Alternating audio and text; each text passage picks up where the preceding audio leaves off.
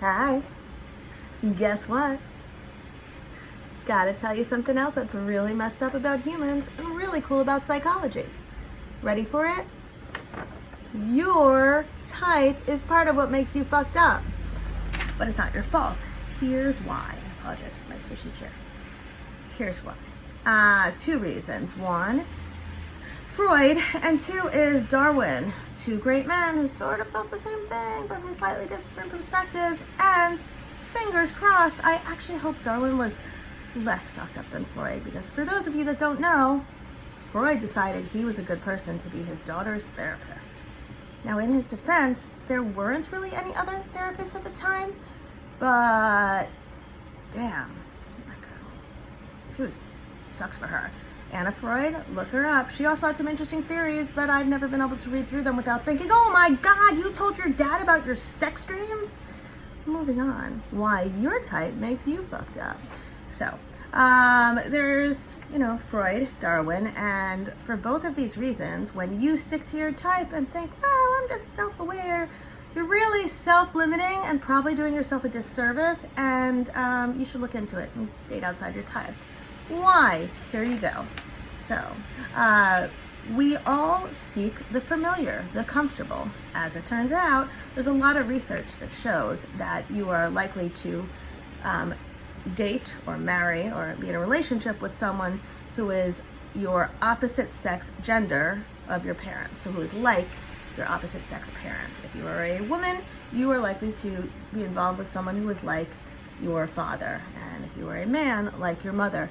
This is where I apologize because I don't know how this plays out for the LGBT community, same-sex couples, etc. And if anyone out there does, please let me know, because I'd love to do an update in a future post. But for now, we're stuck with the heterosexual world because that's where most of the research has been done before, to the best of my knowledge. I'd imagine the same-sex, marriages, you simply pick one or the other to latch onto and go from there. Who knows? I'm curious about that, though. Anyhow. So let's say your father is a fine, upstanding man, and he's awesome, and he works and he provides, and he's also emotionally supportive of his wife, and he's in love, and he takes great care of you, and he happens to have dark hair. Well, that's fantastic, because you have won the fucking Freudian partner lottery, because then your whole attachment to your father, or if you're a boy, attachment to your mother, works out great. You're going to end up with a great parent, with a great partner. Congratulations, but it doesn't happen all that much. No one is perfect, and parenting is really hard. I managed not to swear.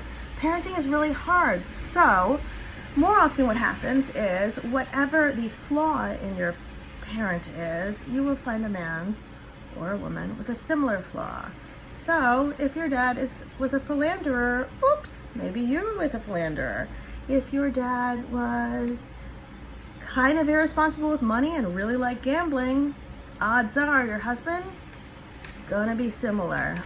If your mom was totally into herself and made a point of putting you down, oof, sorry dude, but you may end up with someone who is similar.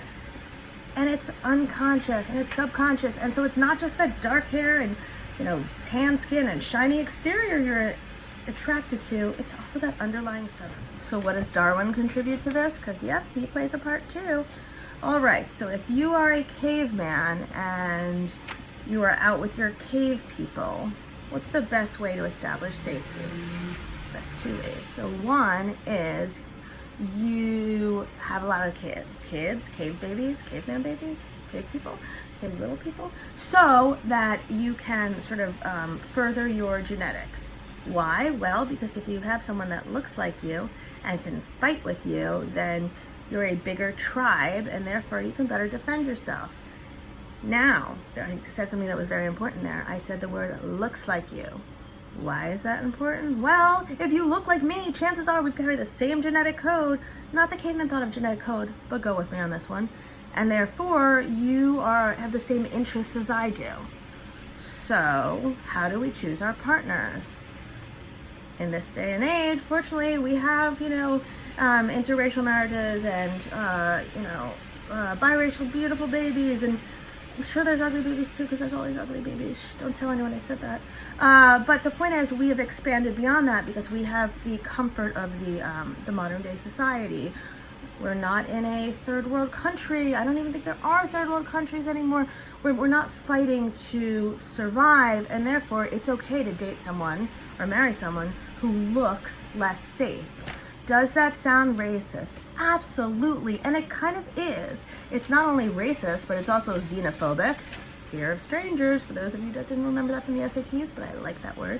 And about a million other things. It's also sort of illogical because really, someone who looks just like you is just as likely to be a bad guy as someone who looks nothing like you. But there is a part of that caveman thing in us where we still want someone who's like us.